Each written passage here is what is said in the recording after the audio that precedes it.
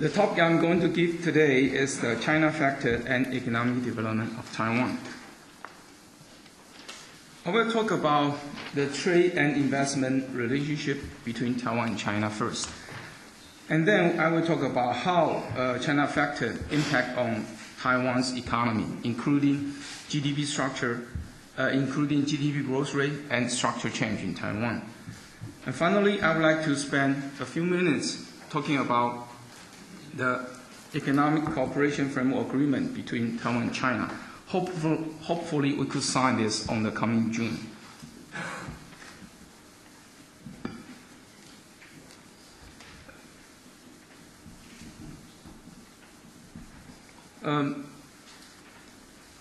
The ECFA is a red-hot issue, and we have a serious national debate on last Sunday. Our President Ma Ying-jeou talked with the major opposition party, DPP, Democratic Progress Party, the President Tsai Ing-wen.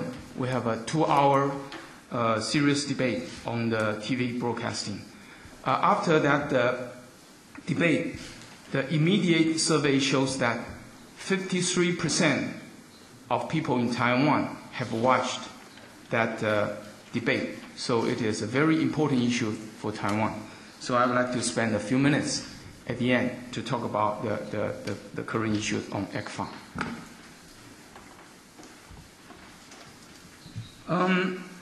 The economic development of Taiwan has some special features. For example, during the past 50 years, we have a very high growth rate. The average growth rate from 1951 to the year of 2000, for example, the average real growth rate is about 8.1% per year. And the unemployment rate is very low, around 2%. And the inflation rate is somewhere around 3% too. So our economy is really performing well from 1950 to the year of 2000. But after the year of 2000, when the new president from DPP coming up, the economic performance become much worse since then. And another feature is that Taiwan is a real small and open economy. Our trade dependence ratio, which means export plus import divided by GDP, is 118%, where export counts about 63% of GDP, and import counts about 58% of GDP. And our economic also, the structure also changed from labor-intensive industry to high-technology industry. Nowadays, notebook PC and TFT, LCD, and so, which counts the major products for Taiwan's manufacturing sector.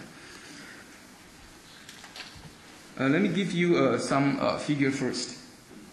For example, around 60 to 70s, our average GDP growth rate is 9.4%. From 70 to 80 is about 8.9% here. So the GDP growth rate shows pretty good, 9% here and 9% here. It dropped a little bit, 7% here. Before the year of 2000, still keep 6.2%. But after the year of 2000, under the new regime, quickly dropped to 3.2% on average. And last year, because of the financial crisis, our GDP growth rate is negative 1.8%. But this year, we are coming back very strong. According to our government, we predict that the GDP of this year, the growth rate will be 4.7%. But last week, according to IMS, the newest prediction, they predict that the GDP growth rate for Taiwan this year will be 6.5%. I think it will be a little bit overestimate, but at least 5% growth rate should be possible.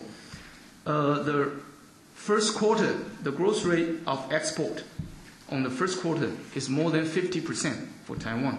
So our economy is really coming back strong this year. Unemployment rate is very low. You could see here it's somewhere around 2% before the year of 2000. Even though we have a huge investment from Taiwan to China, and lots of manufacturing firms shift from Taiwan to China, but unemployment is still low. However, after the year of 2000, the unemployment suddenly increasing to 4.5%. So we see a significant unemployment rate problems nowadays in Taiwan. Now, this year, currently, the unemployment is somewhere around 4.7%.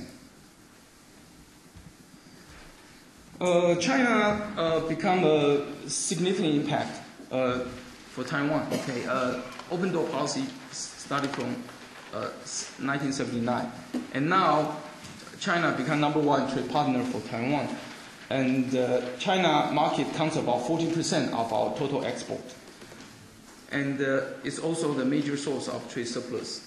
And as #1 destination of Taiwan's FDI outflow, counts about 70% of our total FDI outflow to China. Now, I will talk about the three major issues from today's presentation. Why is the bilateral trade across the Taiwan Strait increasing so quickly? Why are there so many Taiwanese firms investing in mainland China? How does the China factor affect Taiwan's economy in terms of GDP growth rate, unemployment rate, and economic structure? What is the perspective of economic relationship between Taiwan and mainland China in the near future? To what extent that Asian integration might affect the economic relationship between Taiwan and China? Now let me show you some figures first. Taiwan's export to China in the year of 2008 is $74 billion, which counts about 41% of Taiwan's total export. This including China and Hong Kong, okay? And Taiwan's import from China counts about 14%, and total trade counts about 29%. And the annual growth rate of export from Taiwan to China during the past 30 years, from 1979 to the year of 2008, the annual growth rate is 21%, which grows very quickly. The annual growth rate of import counts about 14%, still in a very high speed. So, for example, the year of 2008, we export 73 billion to China, and we import 31 billion from China, and trade surplus $42 billion the year of 2008. At the same year, our total trade from the world, including China, counts only about $15 billion, which means that without Chinese market, Taiwan are going to facing serious trade deficit. So it comes about the trade dependence ratio. At the year of 2008, we see that 41% of our total export to mainland China, 14% import ratio. At the same time, because we export a lot to China, so in terms of China, we see that the import ratio for China is increasing too, because we export a lot. So the import dependence increasing a lot in China until the year of 1995. The year of 1995, the import ratio is about 20% from Taiwan to China. And gradually it dropped to 8.8%, which means that the importance of Taiwan to China is dropping quickly. It's not a good news for Taiwan. Why the bilateral trade increasing so quickly? The first one is because comparative advantage. Okay, the stage of economic development is quite different between Taiwan and China. The year of 1979, Taiwan's per capita GDP is $1,700. China is only $265. Year of 2008, Taiwan's per capita GDP is 15,000. China is only 3,000. Okay. Another important reason is that we see a significant so-called trade creating effect because Taiwan has a huge FDI to mainland China.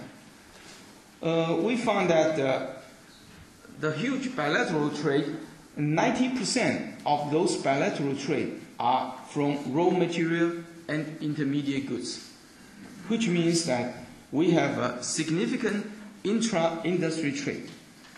Okay, Taiwan export, 90% of those goods are on raw materials and intermediate goods, which means those bilateral trade is mainly contributed by Taiwanese firms in both sides.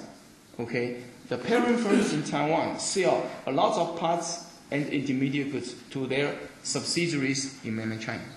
So that's why we say that we call it intra-industry trade. We sell parts and intermediate goods to mainland China. At the same time, the Taiwanese firm in mainland China, they sell final goods back to Taiwan, including notebook and so and so. On the other hand, same language and similar culture always play important roles. See, here I show you the major export goods from Taiwan to mainland China. The number one is HS code 85, which is electrical equipment and the parts thereafter, including notebook and the TFT LCD and so and so. And then HS code 90 and 84 and so and so. At the same time, the major goods Taiwan import from mainland China is also 85, HS code 85, electrical equipment and parts and thereafter. The second one is 84, mechanical appliance parts and therefore.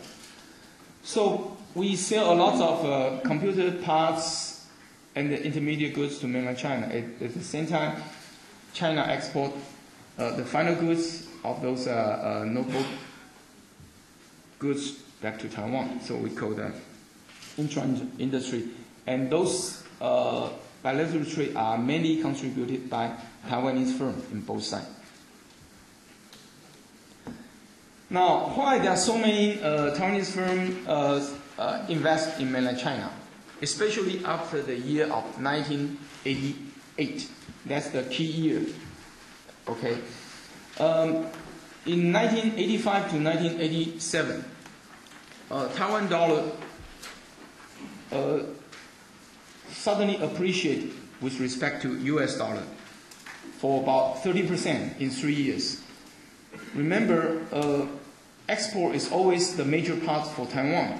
Suddenly, our new Taiwan dollar appreciated by 30%. So it will be very difficult for those exporting firms in Taiwan because Taiwan dollar appreciates so much. So those firms are trying, to go out to invest abroad because Taiwan dollar appreciates so much.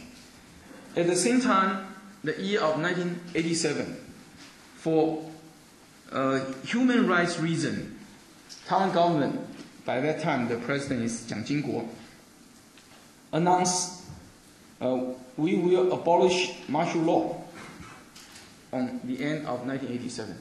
And suddenly a lot of Taiwanese citizens, before this time, Taiwanese citizens are not allowed to go to mainland China, not allowed to visit their relatives in mainland China at all. But after 1987, we abolished the martial law.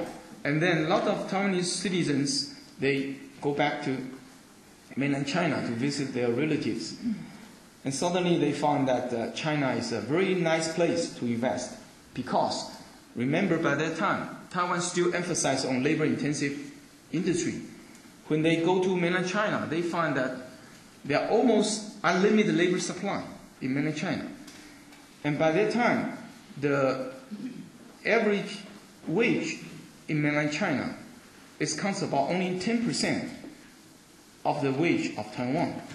So China, could supply a huge cheap labor.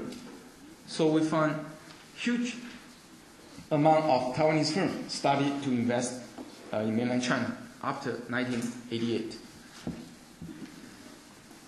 Of course, language and culture also important again. So what happened is that here, from 1991 to the year of 2008, the Taiwan government's record shows that 37,000 Taiwanese firms has invested in mainland China. Ironically, according to China's government's record, the total number of investment in terms of number of projects are almost double. 77,000 firms, Taiwanese firms, invest in mainland China. Okay, because of the political reasons, so lots of Taiwanese firms they go to mainland China, but they doesn't want to report to our government. Okay, so you see that the record almost only half. So if we time this by 2, we estimate the total investment from Taiwan to mainland China should be double of this figure. So according to our estimation, at least 150 billion US dollars has been invested from Taiwan to mainland China. Okay. Now, what is the impact? Because the bilateral trade is increasing so quickly. Remember, total export divided by GDP counts about 65% for Taiwan. So export is very important in Taiwan.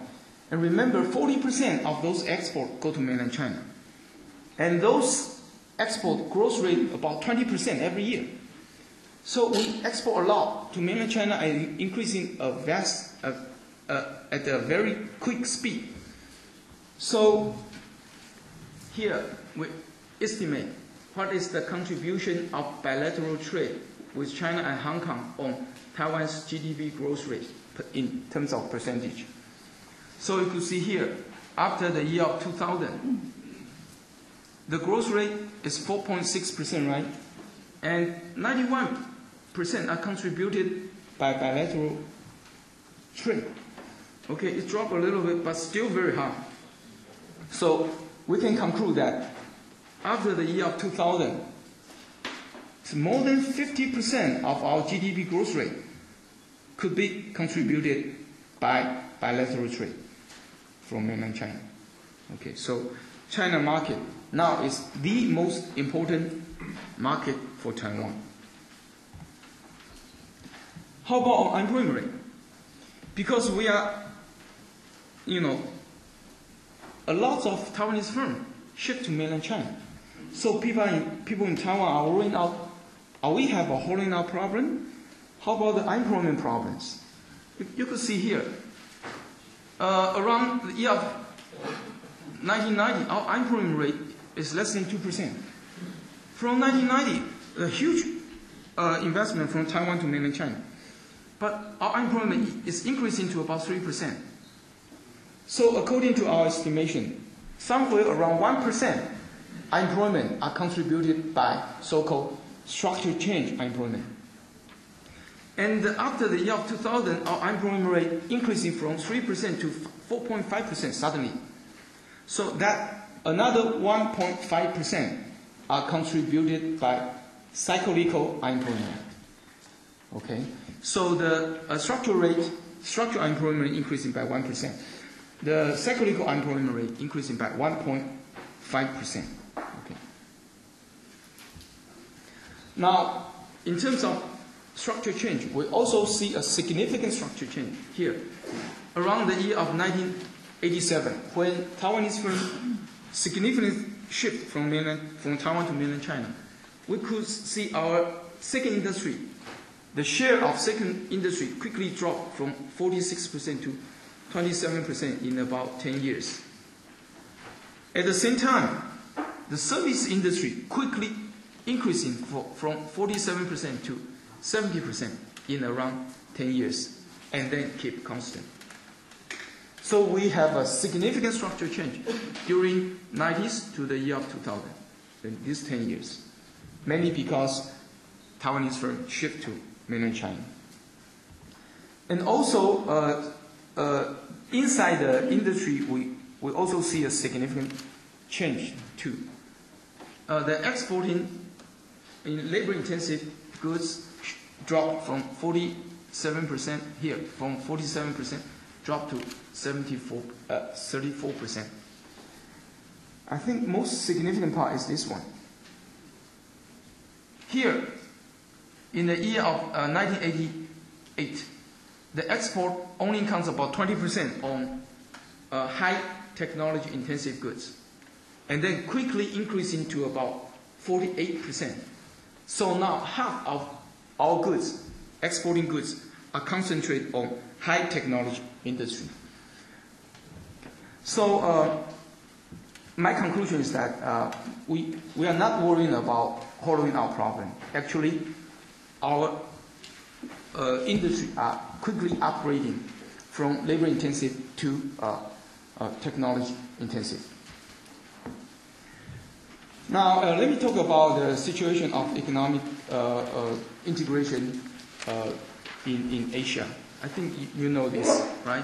Asian 10 signed with China, CECA at the year of 2002. Then signed with Korea at the year of 2005, Japan 2008, Australia and New Zealand the year of 10, actually last year. Okay, India is last year too. So we found that there's 5 Asian 10 plus 5. It's quickly happened during the past 10 years. Also, Korea signed with ASEAN, US, and EU. We know Korea has serious problems because of the beef problems. That happens in Taiwan too. Okay. And China signed ASEAN with Hong Kong and Macau. Taiwan didn't do anything here. And we estimate if, the market is huge, right? For example, the Asian 10 plus 6 population is 46% of total population of the world. And in terms of GDP, it's 23%. In terms of total trade, it's 19%. So about 20% of the economic activity of the world happen on this Asian plus 10. So they have a significant economic potential here. The market is large enough to compete with EU and NAFTA, North American FTA. And Taiwan has a very close economic relationship here. For example, for Asian 10 plus 6, 66% of Taiwan's export to this area. Total trade is 60%. And FDI to this area is 81%. So if there's a formation of Asian integration, of course Taiwan hoped that we could go in here, come together with here, because Taiwan's economic tie here is so close. So what happened if there's Asian integration? What happened if Taiwan is not there? And what happened if Taiwan joined there? So we do have some kind of calculation, not by myself, but we do have a lot of research in Taiwan. Let me just show you some simple result. If there's Asian plus 10, it's already totally effective now. Taiwan GDP will drop by 0.18%. It's not that significant. But for Asian plus 10, plus 3, including Asian 10 and China, Korea, and Japan, Taiwan's GDP will drop by 0.84%, somewhere around 1%. However, if Taiwan and China sign FTA, we call it ECFA, then our GDP will increase by 1.65%. If we sign with China and also ASEAN plus 10 plus 3, then our GDP could increase by 3.3%. It will help a lot. By the way, if Taiwan and China sign ECFA, China's GDP could increase by 0.3% to 0.4%. If China sign ECFA with Taiwan and also with Asian plus 3, China's GDP growth rate could increase by 0.6% to 0.7%. So it's good for both sides. Okay, finally, I would like to talk about a few words on the ECFA. And Taiwan government now have a serious official talk with China government. And hopefully we could sign ECFA on sometime in the coming June. Okay? So last weekend, we have a serious debate between President Ma Ying-jeou and the president of the major opposition party, DPP, their president, Tsai Ing-wen. and 53% of Taiwanese people watching that debate. And after the debate, the immediate survey shows that the percentage of support for ECFA in Taiwan increasing from 47% to 52%. And the people disagree with ECFA keep constant around 33%. But anyway, the debate is held for our government. And the reason for people's support the ECFA is mainly because of the economic reason, increasing our export, increasing our GDP, increasing our international competitiveness. However, for those reasons, they disagree. It's mainly because of, okay, one last minute. The major questions for those people who are against ECFA, let me read about it, okay. Mainly because of political reason. First, some people in Taiwan, they don't trust China government. Second, those people, they don't even trust Taiwan government either. Third, they are worried that China agriculture product might import to Taiwan. Fourth, they are worried that they might have a huge labor from China to Taiwan after ECFA. Fifth, the final question is that they are worried that Taiwan may not be able to sign FTAs with other countries after ECFA. So we hope that our government and also China government could work together to solve all of the above questions after we sign ECFA on the coming June. Hopefully, we could sign FTAs with ASEAN 10, Japan, Korea, and other countries. And hopefully, Taiwan could join 10+3 and AMU in the near future too. This concludes my talk. Thank you.